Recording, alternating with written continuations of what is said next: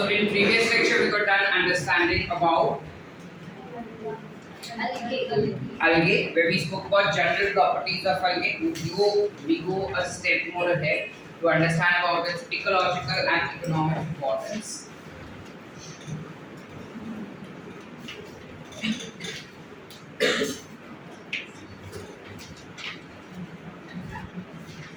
Now, when we understand about its ecological importance and environment में algae का क्या importance है, तो सबसे पहले it fixes maximum carbon dioxide. It fixes about 50% of total carbon dioxide. Fixing carbon dioxide म्हणजे काय सर? Fixing carbon dioxide मतलब सारे प्लांट्स जो कार्बन डाइऑक्साइड लेके फोटोसिंथेसिस करते हैं और फोटोसिंथेसिस करके what do they do is they synthesise glucose molecule. So utilising that CO2 and making it add in glucose molecule, or converting that into glucose molecule is called as CO2 fixation. ठीक है.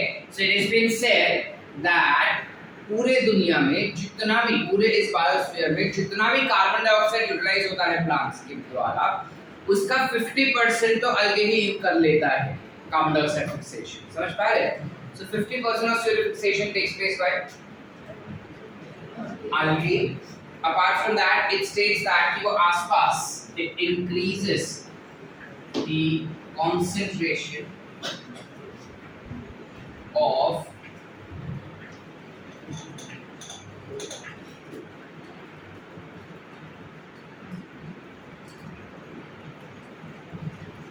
dissolve oxygen for aquatic organism.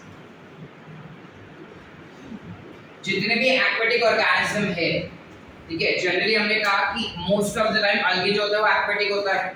तो जब वो carbon dioxide fixation करता है, photosynthesis करता है, तो it will release oxygen. And that oxygen is released within the water, because of which dissolved oxygen ka level will always be high, making sure that all the aquatic animals also get oxygen in larger quantity, and that becomes a beneficial point of your algae. ठीक है बेटा? Then, apart from that, when we talk about its economic importance,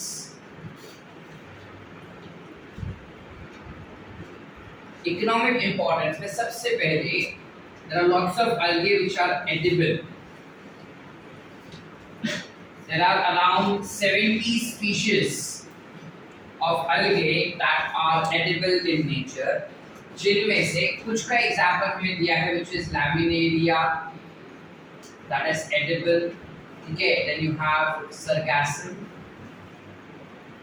which is edible. Okay, you have Polysiphonia. These are the three examples of algae that is provided to us, which are classified to be as edible algae. इसके अलावा algae also provide us with something called as hydrocolloids.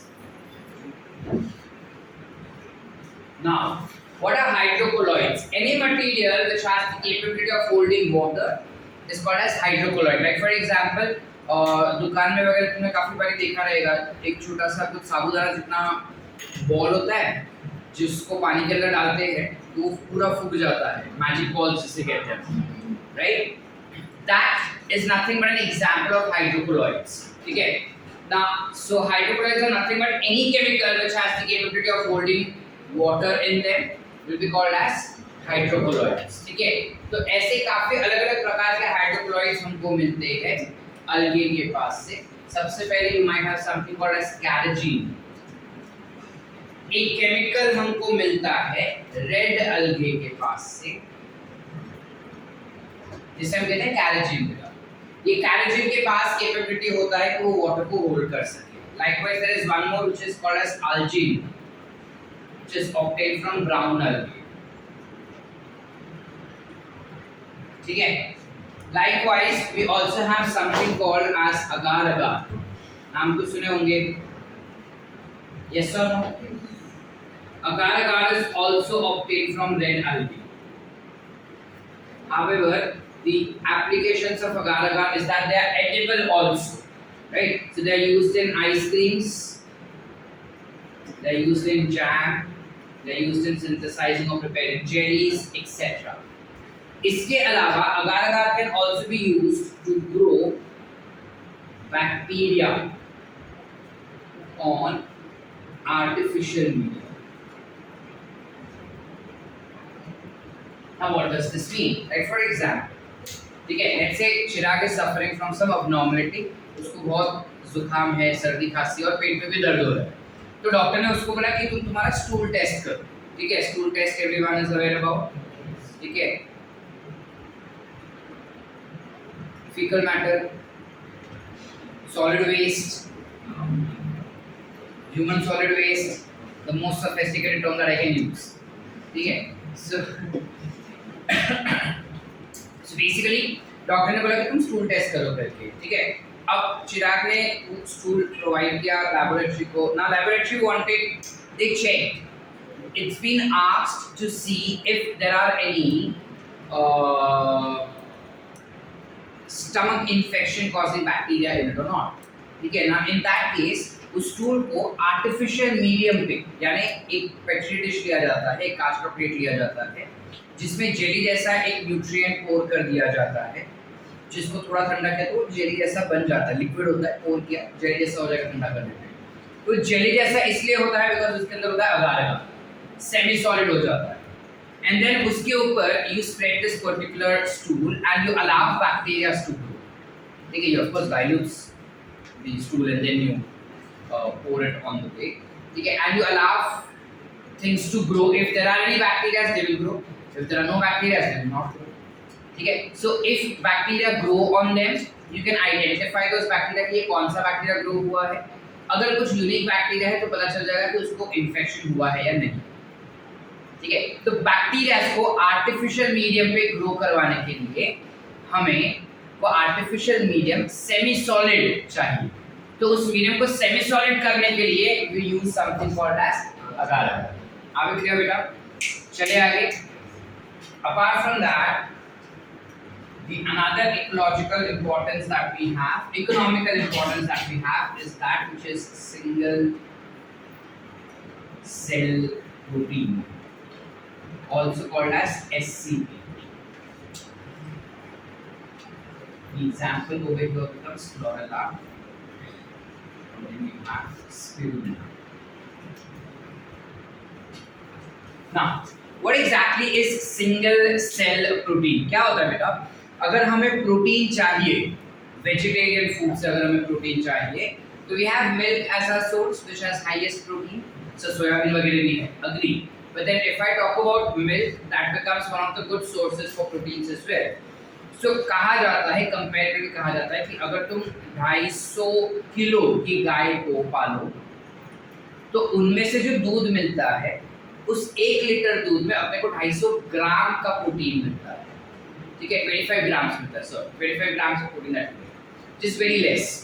Cut to, अगर मैं change करूं उस concept को, कुछ bacteria ऐसे है, कुछ अलगे ऐसे है जिसको तुम 25 ग्राम अगर ग्रो करते हो, तो कुछ दिनों के अंदर वो अपने को 25 टन्स प्रोटीन देता है ना। इमेजिन द डिफरेंस, ठीक है। अब उसमें अगर मैं मॉनिटरी वाइज देखने जाऊँ, पैसे वाइज देखने जाऊँ, तो इस पर्टिकुलर गाय को पालने के लिए मेरे को चारा, खाना, साफ सफाई, जगह, खाना पीना, वो सब देखना होगा ना, जिसके लिए भी पैसा चाहिए। वैक्सीनेशन वगैरह उसको पाल रहे तो वो भी लगेगा, वो भी देखना पड़ेगा अपने को। So there is too much of cost. Cut to, अगर मुझे अलगे को ग्रो करना है तो मैं नाले के पानी में भी ग्रो करूँ तो भी वो ग्रो हो जाएगा, मैं उसको छोटे से एरिया में साफ पानी पे ग्रो करूँ तो भी वो ग्रो हो जाएगा, और ग्रो होने के बाद अगर वो सारा अलगे में उठा के ले लूँ ना, तो नया पानी डाल के वापस से नया उसी जगह पे नया अलगे को ग्रो कर सकता हूँ मैं। सो एक तो पहले पैसा भी नहीं चाहिए ज़्यादा, मुझे जगह भी कम चाहिए, और मुझे ज़्यादा प्रोटीन भी ला के दे रहा है। सो isn't this a better way for obtaining protein than this? The second thing is, जो अपने को मिल्क मिलता है उसमें सिर्फ प्रोटीन नहीं होता, there are other nutrients also, right? Because of which the amount of protein that you obtain gets diluted. लेकिन जब हम सिंगल सेल प्रोटीन का बात करते हैं, ये पर्टिकुलर जो सेल्स होते हैं, अलगल सेल्स होते हैं, which are unicellular in nature. ये प्रोटीन भारी मात्रा में बनाता है और इतना प्रोटीन उसको खुद को जरूरत नहीं होता, पहली बात। दूसरी बात, वो प्रोटीन के साथ साथ मल्टीविटामिन्स भी बनाता है, यानी बी कॉम्प्लेक्सेस बनाता है, विटामिन बी कॉम्प्लेक्सेस भी बनाता है। अब इस पर्टिकुलर अल्गल सेल्स को तुम ड्राई कर दो, ड्राई करके उसको पाउडर बना दो। अब पाउडर को तुम पानी में मिक्स करके पी जाओ एज प्रोटीन शेक, या उसका गोली बना दो and you take it as protein tablets. Both will provide an equivalent amount of protein, but then having this is much more better option than having milk as a protein source.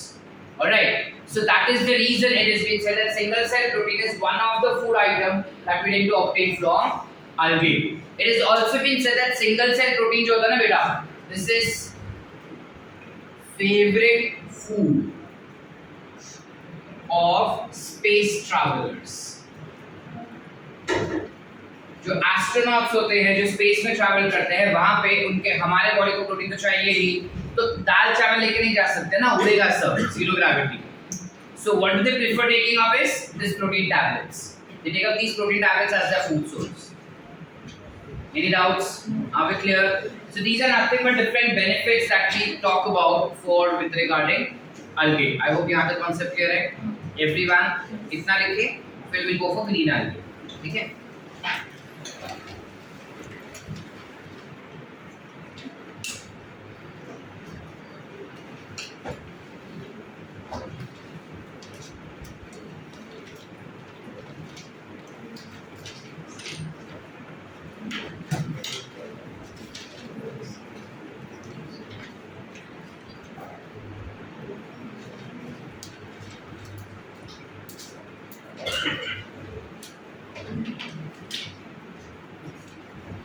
Now, when we talk about algae, we know that there are three types of algae. You have something called as red algae, brown algae, and green algae.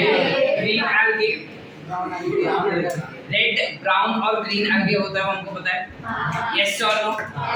Now, let's try to understand all three of these algae and compare what is their similarities and what are the differences. ठीक है? तो सबसे पहले बात करते हैं that where exactly do they live? What is their habitat? ठीक है?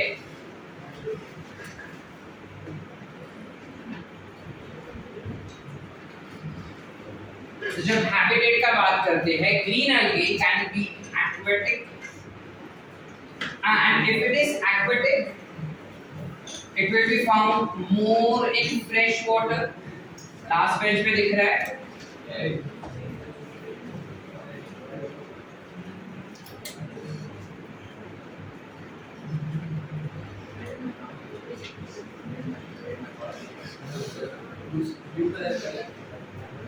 क्या रेड कलर तीन नंबर वाले का पूरी इंक है, दोनों में ही इंक है और नया भी उसमें इंक चाहिए।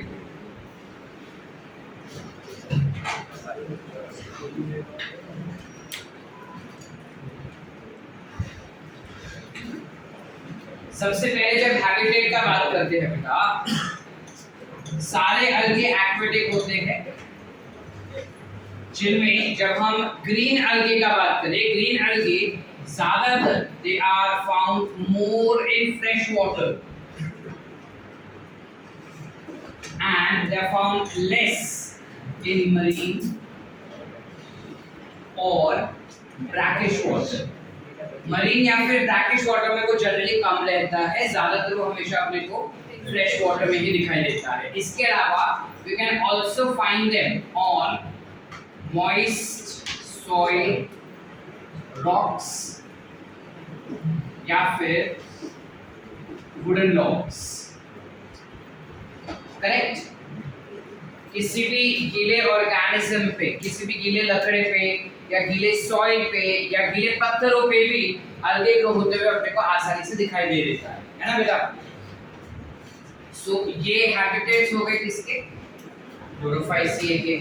जब हम बात करते हैं फियोफाइसिए का, when we talk about फियोफाइसिए, ये किस हैबिटेट में रहते हैं? So they live in aquatic habitat only. Brown algae will live in aquatic habitat only, जिसमें it will be found more in marine environment or brackish water and rarely in fresh water.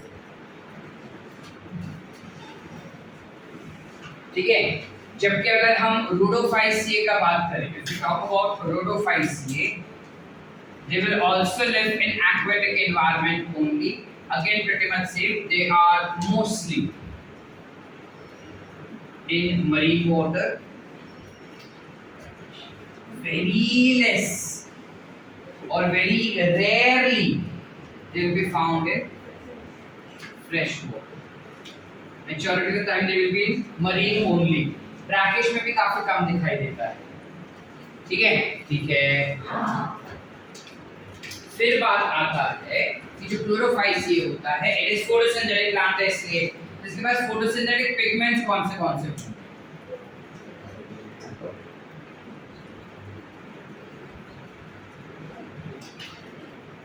What are the different types of pigments that we see in them? So talking about different types of pigments that we see in them, they have chlorophyll A and they will have chlorophyll B as their photosynthetic pigment. Along with that, they will also have carotenoids and xanthophyll. ठीक है बेटा, but ये अपने को majorly याद रखना. जब हम बात करते हैं photosynthetic pigment of Phaeophyceae, they will have chlorophyll A and chlorophyll C. Brown algae have chlorophyll A and chlorophyll C. Along with that, they have some specialized. They will of course have carotenoids and xanthophyll. ये तो होगा ही बेटा उनके पास. इसके साथ साथ उनके पास एक और स्पेशल पिगमेंट होता है जिसको हम कहते हैं फ्यूकोक्सांथिन. क्या कहते हैं बेटा? फ्यूकोक्सांथिन. ये पिगमेंट ब्राउन कलर का होता है और क्योंकि ये पिगमेंट ब्राउन कलर का है, ब्राउन अलगे को उसका ब्राउन कलर मिलता है. ठीक है, चले आगे. Next that we have is rhodophyceae. Rhodophyceae के पास क्या क्या पिगमेंट्स होंगे? सेम, इसके पास भी होगा chlorophyll a, black chlorophyll d, a b c d, और उसके साथ साथ इसके पास होगा R phycoerythrin, which is another special component that we see. This R-phycoerythrin is basically red in color. So red algae gets red color from R-phycoerythrin. क्योंकि उनके पास R-phycoerythrin है, इसलिए उसको रेड कलर मिला. अदरवाइज उसको रेड कलर नहीं होता, वो भी ग्रीन कलर का ही होता. ठीक है, अगर तुम नोटिस करो क्लोरोफिल वाइज तो सब में क्लोरोफिल ए कॉमन है. Can you see that? Yes. Why is that so? That's because chlorophyll A is the only pigment which has capability of converting light energy into chemical energy. ठीक है, अब तक हम क्या सुनते आए हैं बचपन से? Photosynthesis is what? Conversion of light energy into. What is photosynthesis?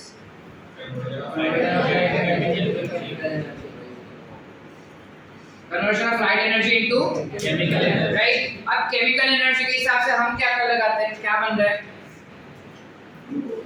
Food, which is what? Glucose. गलत जवाब. It is not glucose. When we say conversion of light energy into chemical energy, यानी कि light energy is photon. ये हमको पता है, बचपन में पढ़े. उस photon को ये photosynthetic pigments ट्रैप कर लेते हैं. सारे photosynthetic pigments इस photon को ट्रैप करते हैं.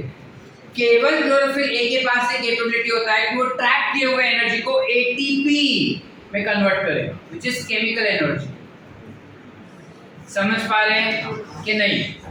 क्योंकि सिर्फ एटीपी के पास एक क्षमता है कि वो लाइट एनर्जी को केमिकल एनर्जी में कन्वर्ट करके दे. इस वजह से जितने भी फोटोसिंथेटिक ऑर्गेनिजम्स हैं अर्थ पे, whether it is prokaryotic cells और यूकैरियोटिक सेल्स, सबके पास क्लोरोफिल ए तो रहेगा ही रहेगा बेटा. Are we clear? Did we understand? ठंडे लोग. चलो आगे. इन ऑर्गेनिजम्स के पास प्लांट है तो प्लांट के पास सेल होगा, सेल है तो सेल वॉल भी होगा. मजेदार बात ये है कि algae के पास दो सेल वॉल्स होते हैं. एक जिसे हम कहते हैं आउटर सेल वॉल, दूसरा जिसे हम कहते हैं इनर सेल वॉल. ये भी इंसानों के जैसे ही होते हैं, बाहर से दिखाते कुछ है लेकिन अंदर से सब सेम है, ठीक है, सब हरामी है अंदर से। चलो going ahead, when we talk about algae, the inner wall of algae will always be composed of cellulose, जो हम इतने बचपन से पढ़ते ही आ रहे हैं सेम। तो तीनों के पास inner cell wall will always be composed of beta cellulose, this will also be composed of cellulose, ठीक है। जो बाहर वाला है ना वो शो शाइनिंग वाला है, सबके पास अलग अलग। तो जब ग्रीन algae का बात करें तो ग्रीन algae के पास you have something called as पेक्टोस, क्या है पेक्टोस, as its outer cell wall. When you talk about brown algae, उसका outer cell wall have algin, नाम तो सुने होंगे, अभी थोड़ी देर पहले हमने देखा ब्राउन algae algin देता है विच इज हाइड्रोक्लोराइड, तो algin कहां से मिला उसके outer cell wall से, ठीक है। फिर आता है rhodophyceae, इसका outer membrane will be composed of polysulfate esters plus they have pectose, उनके पास पेक्टोस भी होता है और पॉलीसल्फेट ईस्टर्स भी होता है। ये क्या है sir, what is this polysulphate esters? Agar agar, polysulphate esters is nothing but agar agar या फिर carrageen, either way it can, ठीक है, ठीक है, यस और नो, यस, समझ पा रहे हैं किसके पास क्या कैसे डिस्ट्रीब्यूटेड है, ठीक है। फर्दरमोर जब हम क्लोरोफाइसिए के बारे में बात करेंगे, all of them have some special features also, उनके पास कुछ स्पेशल फीचर्स भी होते हैं which are unique to them only, उनके लिए ही बना होता है, बाकी किसी के लिए नहीं। जैसे जब ग्रीन algae का बात करते हैं तो उसका स्पेशल फीचर ये है कि they have chloroplast of different shapes, अलग अलग शेप के क्लोरोप्लास्ट होते हैं, जैसे जैसे डिस्क शेप हो सकता है, ठीक है, स्फेरिकल हो सकता है, ओवल हो सकता है, ठीक है, या फिर रिबन शेप भी हो सकता है, ऐसा अलग अलग कटोरी शेप, कप शेप वगैरह, so there are different shapes का chloroplast are seen in them, और इन्हीं क्लोरोप्लास्ट के अंदर it tends to store starch as its food within chloroplast, ठीक है, and this starch is present beside protein molecule, म्हणजे काय, सेंटर पे स्टार्च हो गया कुछ ऐसा, सॉरी सेंटर पे प्रोटीन हो गया and besides that you have starch का ढेर कुछ ऐसे arrange, so this will be your starch। ये जो स्ट्रक्चर बनाना इसे हम कहते हैं पायरेनॉइड्स, क्या मतलब बेटा पायरेनॉइड्स, so this structure that we so form will be called as पायरेनॉइड्स। आप ये क्लियर, ये पायरेनॉइड्स किस में प्रेजेंट है, हाँ, बट कौन सी स्ट्रक्चर में, yes it is present in chloroplast, chloroplast के अंदर ही पायरेनॉइड्स प्रेजेंट होता है, ठीक है। What is pyrenoid, it is starch besides protein, यानी प्रोटीन सेंटर पे होगा और उसके आसपास स्टार्च का ढेर लगा हुआ दिखाई देगा, ठीक है, क्लियर है,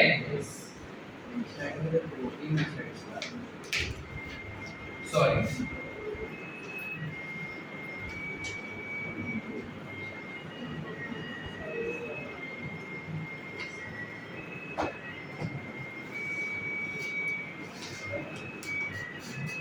स्टार्च सेंटर पे रहेगा और उसके आसपास अपने को प्रोटीन लगा हुआ दिखाई देगा, which is nothing but protein beside starch, and this structure will be called as pyrenoids। Are we clear?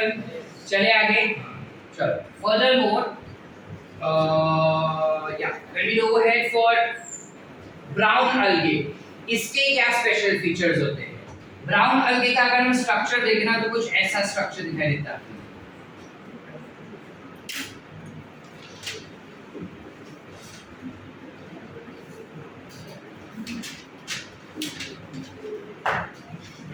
something like this is seen for brown algae, ठीक है, जिसके ऊपर कुछ ऐसे छोटे छोटे पैक जैसा स्ट्रक्चर भी रहता है। अब इसको तुम ध्यान से देखो तो रूट जैसा, स्टेम जैसा, लीफ जैसा स्ट्रक्चर है ना, तो इन स्ट्रक्चर्स को you call it as holdfast, Holdfast is what? Root-like structure. ठीक है, with the help of which it gets attached to substratum. Substratum मतलब क्या सर? यानी जो algae होता है वो किसी solid substrate पे चिपक के ग्रो होगा, तो जो solid substrate ना जिस पे चिपक रहा है उसको हम कहते हैं substratum. ठीक है, जैसे अगर algae इस bench पे ग्रो हुआ, brown algae, तो ये bench के ऊपर रह के ग्रो हुआ, तो इस bench को वो attach होगा with the help of holdfast. तो नाम से ही तुम याद रख सकते हो, होल्ड यानी किसको पकड़ना, किसको पकड़ेगा? नीचे के सॉलिड सबस्ट्रेट को. ठीक है, then you have something called as stipe. Something called as stipe. Stipe is nothing but a stalk which is stem like structure. ये बात ठीक है. तो अगर ये अपना solid substrate हुआ कुछ ऐसा, so this becomes your holdfast. This structure that you see becomes your stipe, and this part, leafy part that we see, is called as frond. Ma'am, dal beta. Frond, which is leafy and of course brown in color. Are we clear? Yes. Any doubts? It do not have root, stems and leaves. हम पहले ही कल के lecture में कर चुके हैं कि algae जो है वो thallus body वाला होता है. ठीक है, तो इसके पास root, stems, leaves नहीं होगा, but root जैसा, स्टेम जैसा, लीफ जैसा कुछ तो रहेगा उसके पास. चलिए आगे बेटा. इसके अलावा जो ब्राउन algae होता है उसके पास लार्ज सेंट्रल वैक्यूल भी होता है. You will have large, उसके जो सेल्स होते हैं ना, उन सेल्स के अंदर एक बड़ा सा सेंट्रल वैक्यूल होता है, एंड ऑफ कोर्स उसके पास न्यूक्लियस भी रहेगा. ठीक. Yes. When we talk about rhodophyceae, इसकी क्या खासियत है? इसकी खासियत यह है कि they are found to grow in deepest of ocean. म्हणजे काय असतं? म्हणजे जो रेड algae होता है वो ओशन के अंदर तुम एकदम डीप जाते हो ना, सबसे डीप अगर कोई algae ग्रो होते हुए दिखाई देगा अपने को ओशन के अंदर, तो होता है brown red algae. Why does red algae grow so much deep? वो कैसे ग्रो कर सकता है? Because ideally algae का अगर हम बात करें तो वो तो फोटोसिंथेटिक होता है, और फोटोसिंथेटिक के मतलब उसको लाइट चाहिए. ओशन के डीप अंदर जाओगे तो लाइट तो मिलेगा नहीं ना, और अगर लाइट नहीं मिल रहा है फिर भी वो कैसे सरवाइव कर लेता है? I'll tell you reason for that. I know that you know this. Question पूछ रहा है, आंसर मुझे पता है तेरे को answer. So how exactly it tends to grow? देखो, green plants जो होते हैं, will they absorb green light? ये green कलर का टी-शर्ट हो गया, शर्ट हो गया मेरा. Is it absorbing green light? It is reflecting green light. That's why you can see green light. तुम सब इस वक्त blue हो. So that appears blue because your t-shirt is giving blue color. Majority. ठीक है, ये हीरो का T-shirt जो काला है, that means कुछ एमिट नहीं कर रहा है, सब कलर एब्सॉर्ब कर लिया उसने, इससे वो ब्लैक दिख रहा है. So the color that is emitted, will it absorb that color? No. So if my green plants are green in color, of course, will it absorb green light from the sun? You know that sun splits into rainbow, 7 colors. ठीक है, so it will not absorb green light. So what light will it absorb? Green light has been absorbed by its opposite color. Green color जब कोई light absorb कर रहा है तो opposite colour का light absorb करता है. जिसको पेंटिंग में इंटरेस्ट रहेगा उसको ऑपोजिट कलर्स का नॉलेज भी रहता है. ग्रीन कलर का ऑपोजिट इज रेड कलर. ठीक है, तो ग्रीन कलर प्लांट्स सबसे ज्यादा रेड लाइट को एब्सॉर्ब करता है. श्रेयस, गुड मॉर्निंग बेटा, झोपेला नाही येत आपण इकडे. It gives you, it will absorb red light. समझ पा रहे हैं? Green leaves will absorb red light, या any green colour will always absorb red light.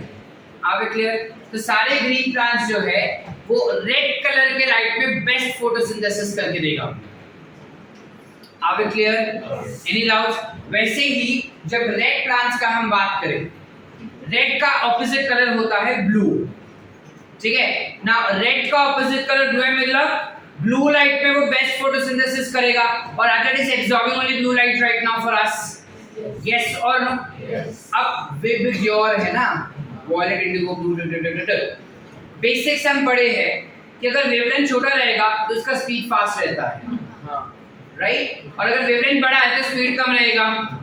अब ब्लू लाइट का वेवलेंथ सबसे कम दिख रहा है अपने को, विबग्योर है ना, तो wavelength increases from here to here, तो रेड हैज मैक्सिमम वेवलेंथ, तो वो कम स्पीड में ट्रैवल कर रहा है। ब्लू लाइट मैक्सिमम स्पीड में काम कर रहा है, ज्यादा स्पीड है तो ज्यादा दूर तक जाएगा ना, तो जहां तक ब्लू लाइट जा पा रहा है वहां तक रेड algae आसानी से ग्लो कर सकता है। आप क्लियर? क्योंकि रेड लाइट बहुत डीप तक ट्रैवल करता है, इस वजह से जहां तक ब्लू लाइट जा रहा है वहां तक रेड algae भी ग्रो कर पाएगा। समझ पा रहे हैं? Yes or no? Yes. Are we clear? Yes. Can I go ahead? Yes. So this is the reason why red algae is found in the deepest of ocean. Apart from that, when we talk about further, जो अपना red algae होता है, this is generally multicellular and large in size. बाकी तीनों के comparison में red algae generally बड़ा होता है साइज। ठीक है? ठीक है? Any doubts? क्लियर है? चले आगे। इसके अलावा जब हम बात करें उसके स्टोर फूड प्रोडक्ट का, फोटोसिंथेसिस करे तो फूड तो स्टोर करेगा, तो जो खाना है वो किस फॉर्म में स्टोर किया जाता है? Green algae stores food in the form of starch, normal जैसा सारे ग्रीन प्लांट्स करते हैं। Brown algae will store food in the form of laminarin and mannitol. Mannitol is alcoholic sugar. ठीक है? दोनों sugar ही है basically, but ये alcoholic sugar. When we talk about rhodophyceae, that is red algae, is stored food in the form of floridines, starch. अब ये फ्लोरिडिन starch क्या होता है? रेड algae ना बहुत लेजी है हमारे जैसा, ठीक है? तो वो देख रहा था कि कौन कौन सा खाना बना रहा है, कौन क्या खाना बना रहा है, तो उसने देखा कि इसने बनाया मैनिटोल और लैमिनारिन और इसने बनाया स्टार्च, तो देख के बोले कि स्टार्च बनाना आसान है, ये बनाना थोड़ा ट्रिकी है, ऊपर से दारू भी है, गंदी पता, तो ये नहीं बनाना चाहिए, ठीक है? तो वो देख मैं स्टार्च बनाएगा, अब उसको बनाना आता नहीं था और उसने फिर भी बनाया, तो स्टार्च बना रहा था लेकिन स्टार्च जल गया, तो बन गया क्या? फ्लोरिडिन स्टार्च। तो एक्चुअली ये जला हुआ स्टार्च होता है क्या? इट्स नॉट जला हुआ स्टार्च, बट नॉर्मल स्टार्च से इसका स्ट्रक्चर थोड़ा अलग होता है, ठीक है? इसका structure is more similar to structures of amylopectin और ग्लाइकोजन। अमाइलोपेक्टिन या ग्लाइकोजन जैसा इसका स्ट्रक्चर होता है। ये कैसा स्ट्रक्चर होता है? शुगर ही है, तो इन शुगर्स के जैसे स्ट्रक्चर होता है वैसा ही कुछ फ्लोरिडिन स्टार्च का भी स्ट्रक्चर होता है। अब उनका स्ट्रक्चर कैसा हो हमको थोड़ी पता है सर, हमको तो रटना पड़ेगा ना, इसलिए तो मैंने बताया कि बनाता स्टार्च ही है लेकिन जला हुआ स्टार्च। अब तो याद रह सकता है ना। और स्टार्च का स्ट्रक्चर तुम देख चुके हैं कैसा होता है?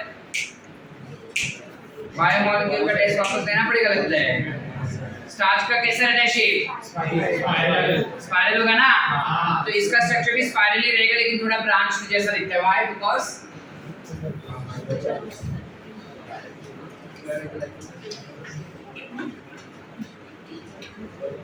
it has glycogen like structure. Are we clear? Any doubts? Sort? यहाँ तक क्लियर है? इतना लिख लो फिर उसके रिप्रोडक्शन के बारे में देखो।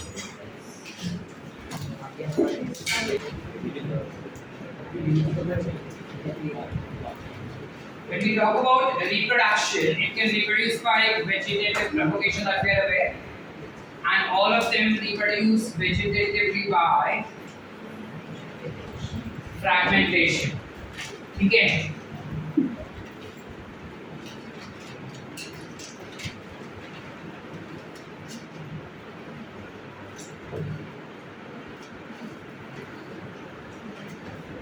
Furthermore, when we talk about asexual spores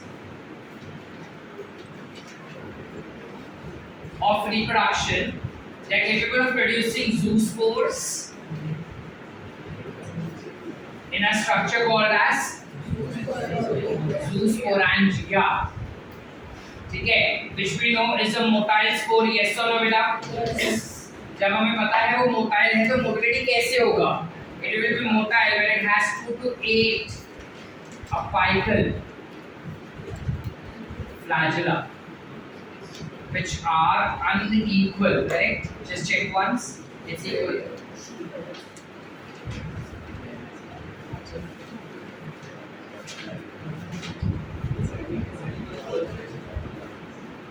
equal फ्लैशला, यानी कि एक स्ट्रक्चर कुछ ऐसा अगर हुआ तो अपाइकल रीजन से 2 या 8 इक्वल फ्लैशला, इक्वल लेंथ के फ्लैशला बाहर, ठीक है, या फिर it can also produce a planospores which will obviously be non-motile.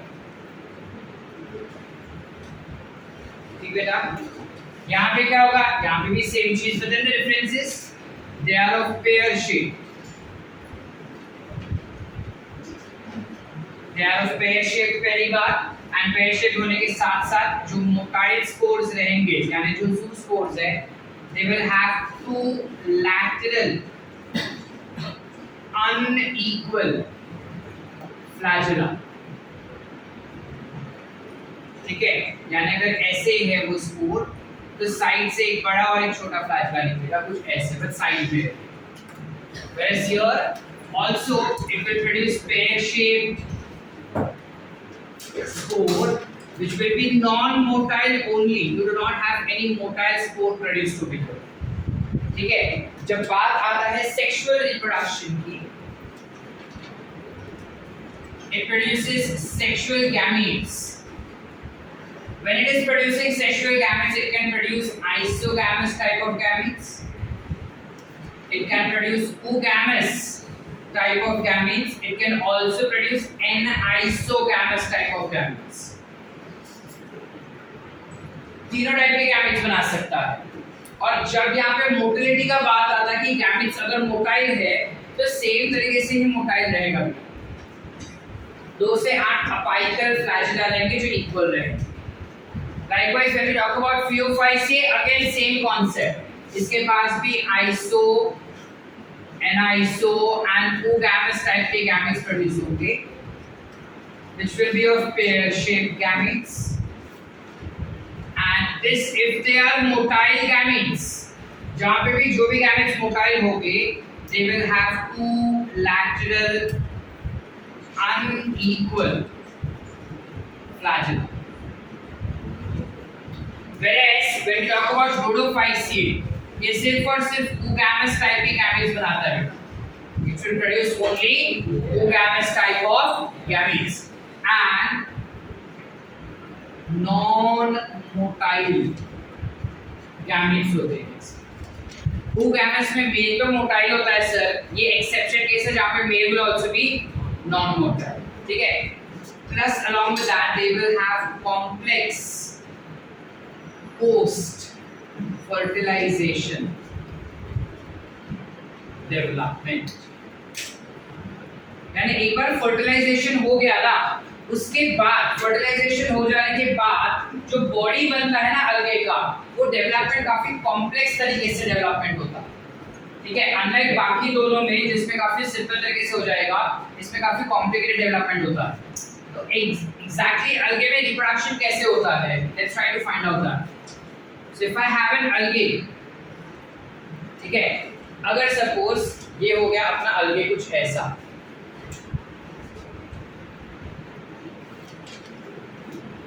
ये कुछ ऐसा algae है. In algae में it will have a male reproductive organ which is called as antheridium. क्या म्हणतात बेटा? Antheridium. It might also have female reproductive organ which is called as archegonium. क्या म्हणतात? Archegonium.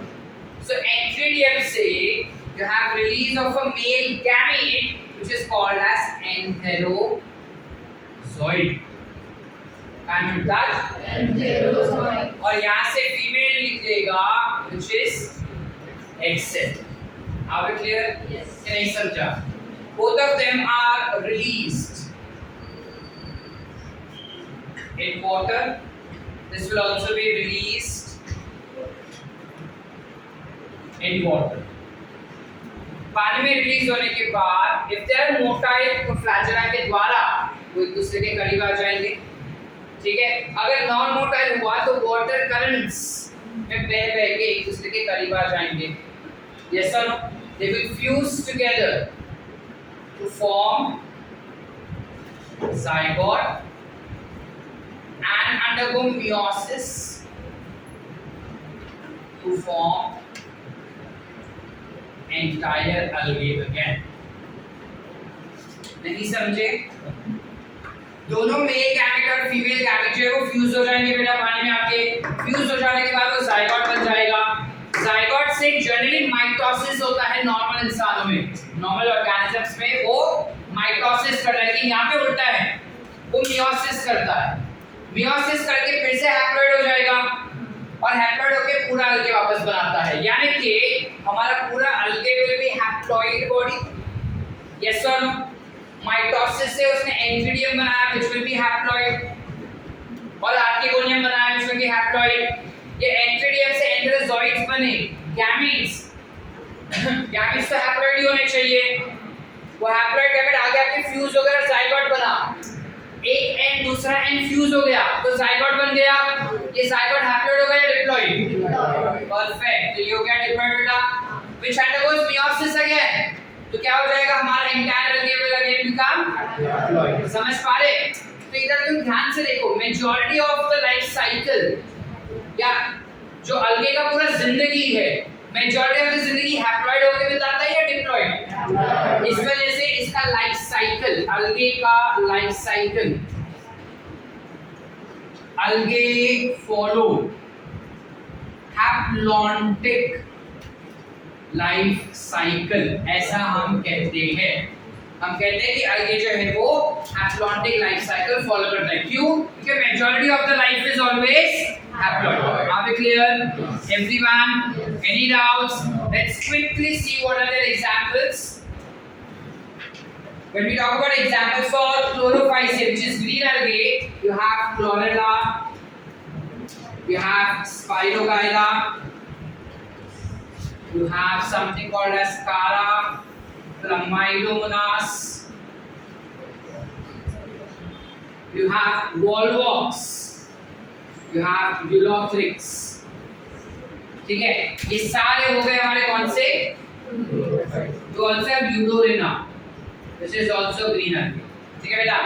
Coming up for red algae, brown algae। Brown algae के examples क्या हो जाएंगे? You have Ectocarpus, Dictyota, then Laminaria, you have Fucus, is there anything? Sargassum, is there anything else that you want to say? These are Calves is not an example, it's a group of plants which are larger, which are large or huge, ठीक है। So not all calves are brown algae, some of them are red algae। When you talk about Rhodophyceae, for that you have P2G2. P2 is Polysiphonia and Porphyra, and G2 is Gelidium and Gracilaria। जेरिडियम और ग्रासिलेरिया से हमको मिलता है अगार अगार। सिर्फ यही दो है जो अगार अगार बना सकते हैं, बाकी कोई अलगे नहीं है जो अगार अगार बना सकता है। ये याद रखना, ये एमसीक्यू में पूछा जाता है, तो तुमको भी आएगा, टेस्ट में भी और नीट में भी आ सकता है। Are we clear up till here? Yes. Everyone? Yes. Any doubts? So with that we end with your entire algae part. I hope the entire algae was clear.